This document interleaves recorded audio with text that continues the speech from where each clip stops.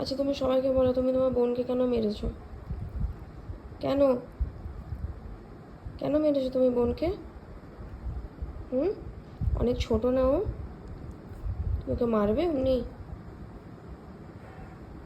না, মুখ ফেললে আবার এদিকে দেখো। কেন মেরেছো বোনকে? হ্যাঁ, তুমি কথায় কথা ওকে মারো কেন ডাবলু? কেন ওকে কথায় কথায় মারো কেন? এদিকে তাকাও। হ্যাঁ দেখি।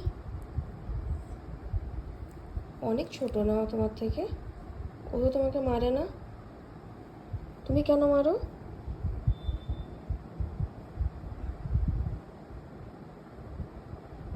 তোমাকে আমি রাখবো না।